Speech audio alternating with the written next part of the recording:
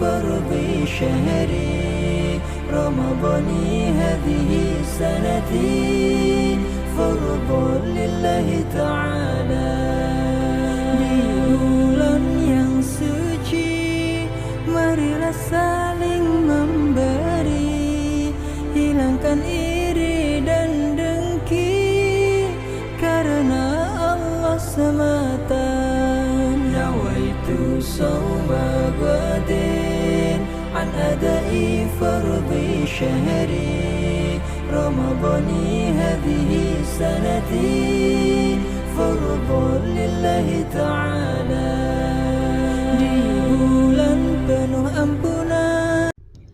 बिस्मिल्लाहिर्रहमानिर्रहीम, अस्सलाम वालेकुम। Welcome back to my channel खुशामदीद टू माय व्लॉग्स। क्या हाल है आप सबका? उम्मीद करती हूँ आप सब ठीक होंगे, खैरियत से होंगे और रख रहे होंगे रमज़ान के रोज़े। और अभी ये सहरी का टाइम, मैं किचन में आ गई थी और सहरी पका रही थी। सहरी के खाने में मैंने इतना कुछ ज़्यादा नहीं बनाया था क्योंकि अफ्तारी वाले हमारे पास कुछ ज़्यादा ही चीज़ें बची हुई थी, क्योंकि अफ्तारी में माशाल्लाह से इतना कुछ हो जाता है कि वो चीज़ें बच जाती हैं, जिससे मैं सालन बना लेती हूँ। मैं एक दिन क्या करती हूँ कि चावल बना लेती हूँ, जैसे चना पुलाव हो गया या बिरयानी हो गई, और उसके अलावा दूसरे दिन जो है तो वो सालन बना लेती हूँ और रोटियाँ बना लेती हूँ।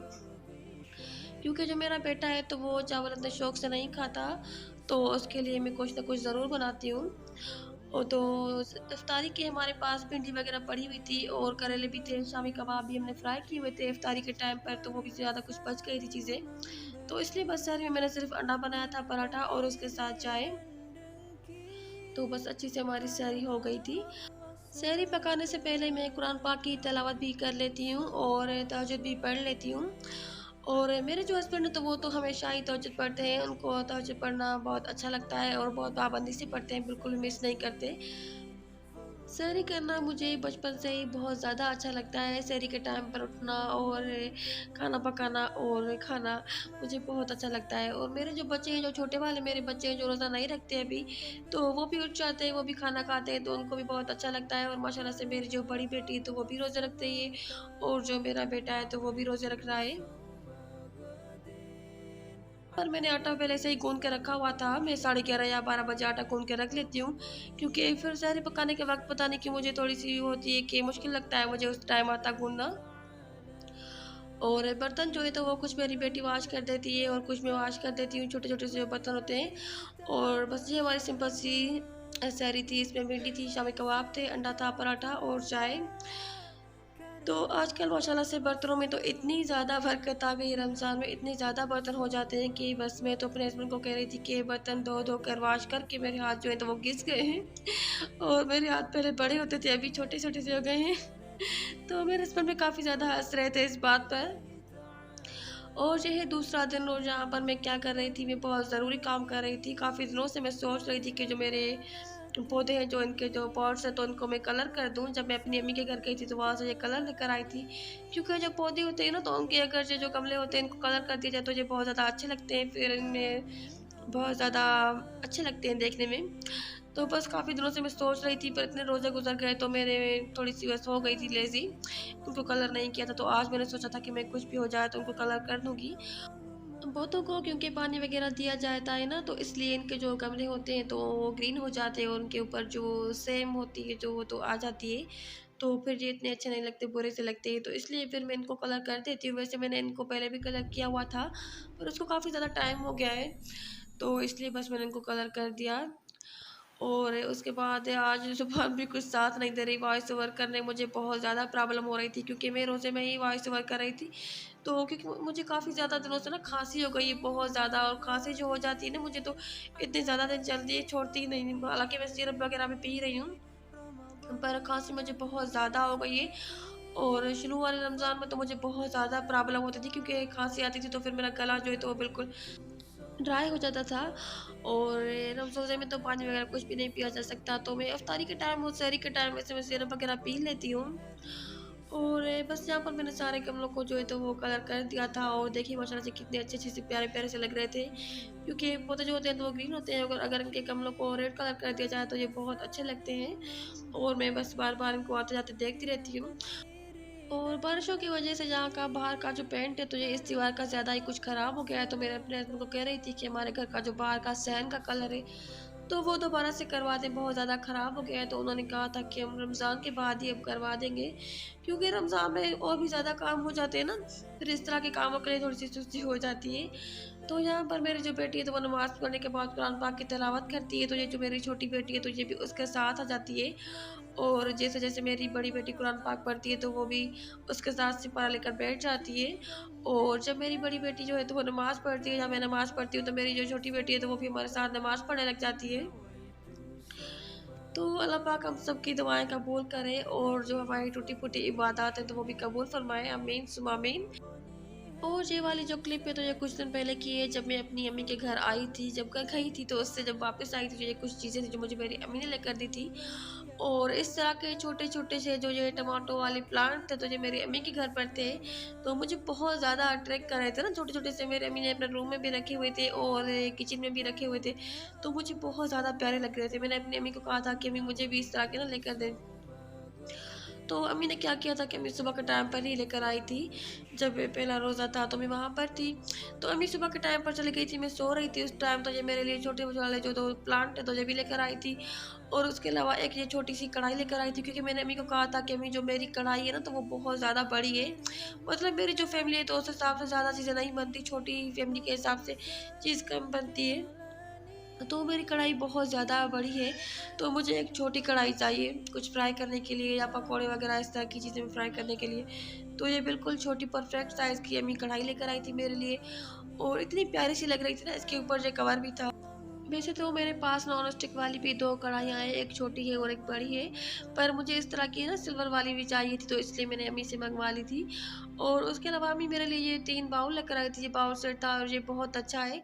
मतलब इसकी जो प्लास्टिक थी तो वो भी बहुत ही अच्छी थी, अच्छी क्वालिटी का था। ऐसा मेरे पास पहले भी था, पर मेरे पास सिर्फ़ एक था, पर मेरी अम्मी को ये अच्छे लगे वहाँ पर, तो अम्मी ने एक सेट क्या किया कि अपने लिए ले लिया और एक सेट मेरे लिए ले लिया, तो अम्मी ये चीज़ें मेरे लिए लेकर आई थी। वैसे भी जब मैं अम्मी के घर जाती हूँ तो मुझे अम्मी चीज़ें लेकर देती हैं, कपड़े भी लेकर देती हैं और उसके अलावा बच्चों की भी चीज़ें, उनके कपड़े वगैरह और बर्तन भी हर बार अम्मी मुझे कुछ ना कुछ लेकर देती हैं, क्योंकि मुझे बर्तनों का बहुत ज़्यादा शौक है।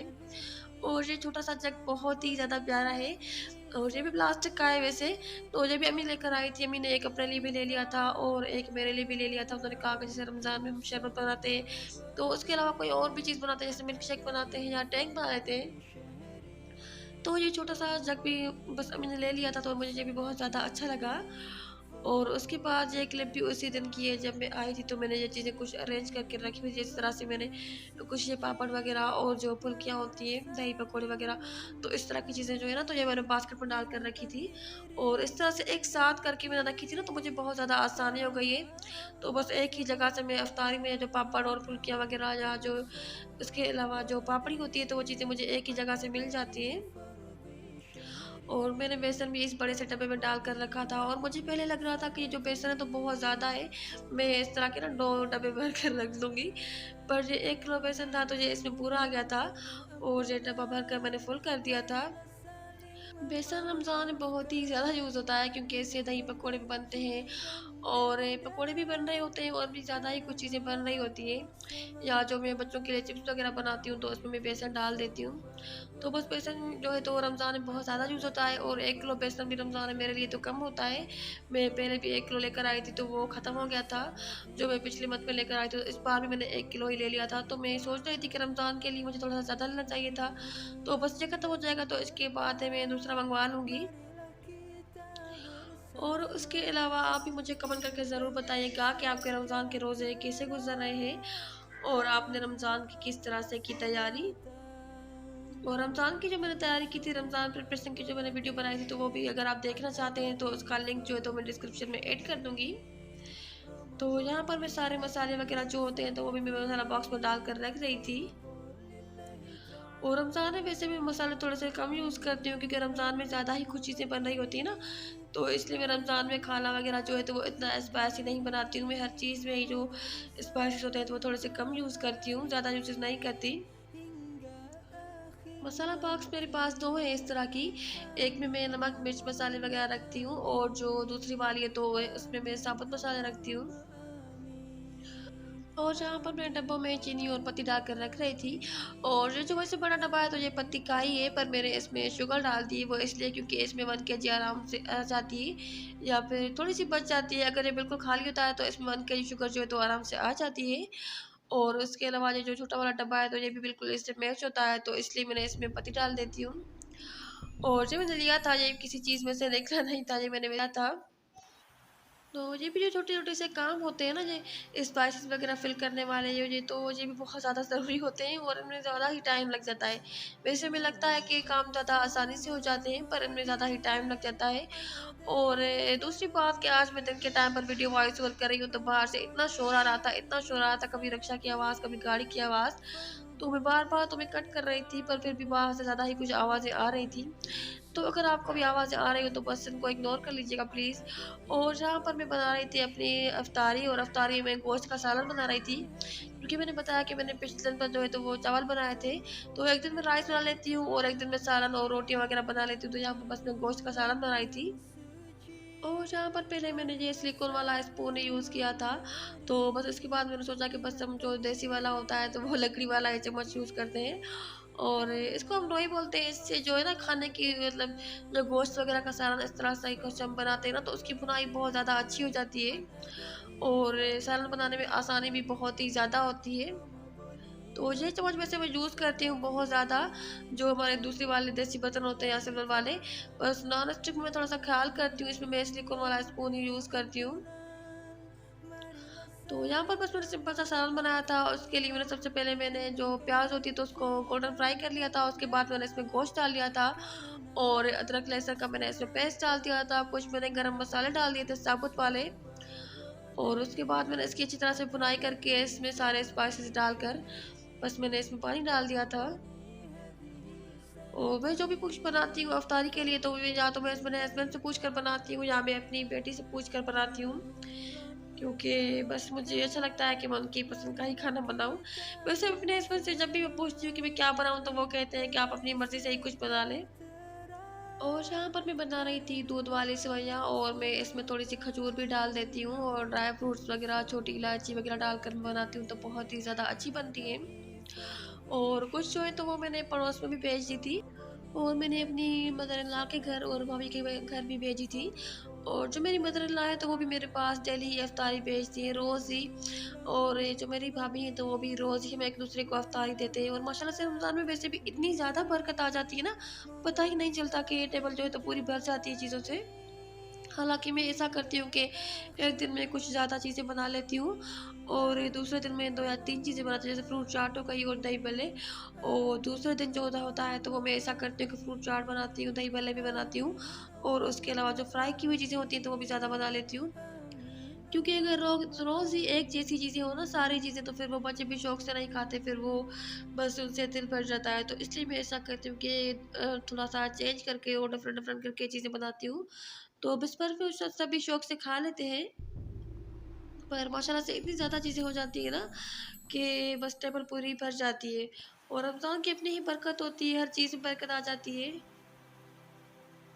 तो यहाँ पर बस मैंने इसमें थोड़ी-सी शुगर भी ऐड कर ली थी, और मैंने इसमें बाद में सेवइयाँ ऐड कर ली थी, और मैंने इनको पका-पका कर थोड़ा-सा थिक कर लिया था।